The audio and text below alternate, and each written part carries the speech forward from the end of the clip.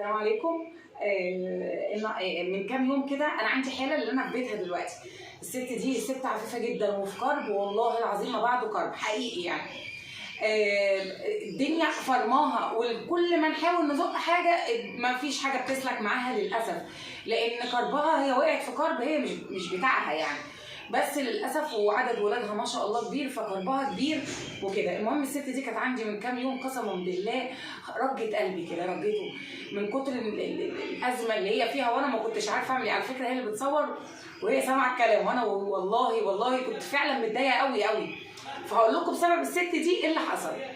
هي مشيت من عندي وانا نزلت معاها، فحصل موقف كده. الموقف ده ضايقني يعني، ضايقت كده، صعبت عليا كده يعني.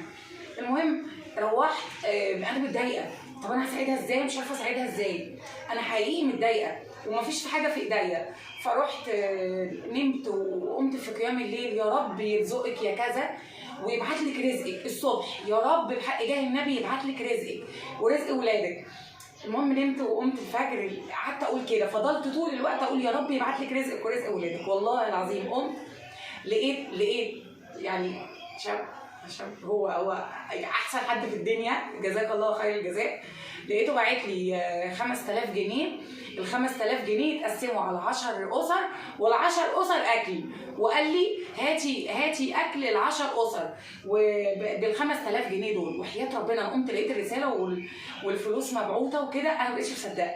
بقيت اقول يا رب يا ريتني دعيت بكل اللي نفسي فيه، يا رب يا ريتني دعيت مش عارفه بايه، طب نعيد تاني. لدرجه ان قلت للراجل انا دعيت كذا كذا وعملت كذا وبقيت طايره يعني. هي جابت رزق 9 غيرها، والله العظيم والله انا كنت بتمنى ليها هي لا ده 10 اضعافها. فما شاء الله بجد ما شاء الله. وانا شغاله الفيديو دوت على 10 حالات، هي اول حاله. هوريكم بقى ال10 التانيين. تعالوا بقى نشوف الحاجات بتاعتها. اكتب بس الصوت.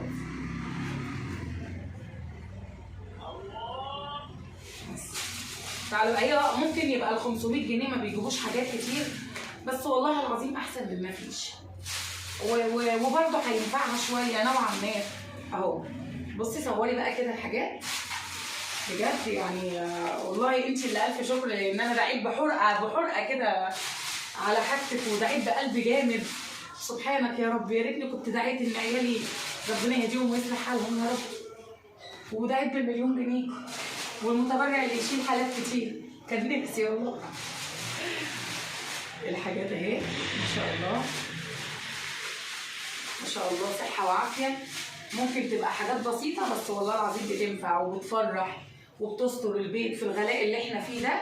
والحاجات اهي التانيه راحه بيها الحاله تانيه. صاحب التبرع جزاك الله خير الجزاء. وهوريكم بقى الفيديو فيه 10 حالات تانيين، مش هطول عليكم. السلام عليكم. السلام عليكم. طبعا القلب ده لصاحب التبرع. الفكره طبعا شفتوا الفيديو اللي قبله، مش هنحكي كتير. الحاله دي برضو ليها قلب والله، انا بحبها وجميله وعفيفه وشقيانه مؤخرا يعني، اشتغلت مؤخرا واخيرا سمعت الكلام، بس للاسف شغاله على الفاضي، شغاله ب 375 جنيه مش عارفه ازاي يعني. ده انا ابويا لما كان سنه 80 كان بياخد ال 380 جنيه. يلا ما علينا. المهم الحاجه اهي. الحاجه طبعا هتنفع شويه، هي مش كتير يعني، بس هتنفع ان شاء الله ان شاء الله فتره كويسه. الحاجه طازه قوي يعني، انا ما لحقتش اجمدها لك.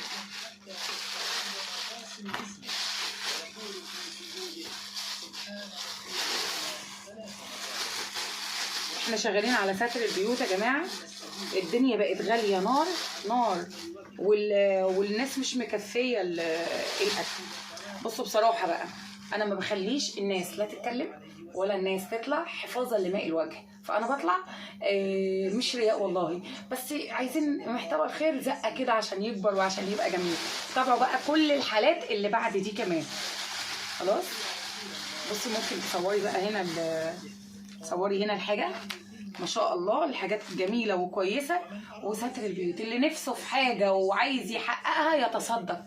اقسم بالله، نفسك في فلوس تصدق بالاطعام، نفسك ولادك يبقوا كويسين تصدق بالاطعام، نفسك الابتلاء يروح تصدق بالاطعام. فرخه وكيلو رز وتصدق بنيه كذا. اي حاجه خلقها ربنا في الدنيا تصدق بيها، بس قبل ما تتصدق تكون عندك يقين في الله ان حلمك هيتحقق. السلام عليكم.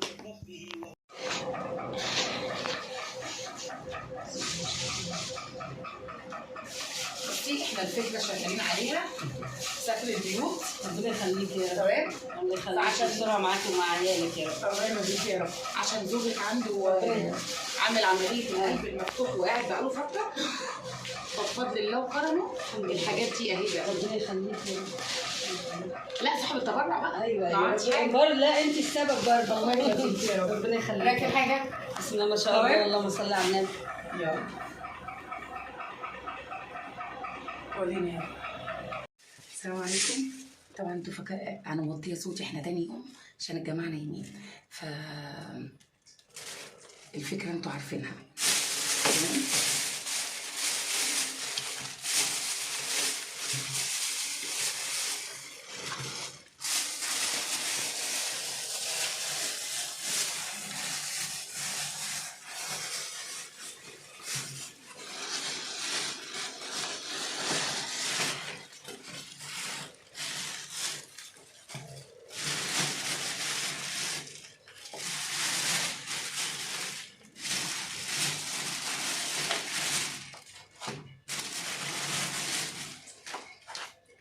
ما شاء الله، جزاك الله خير الجزاء.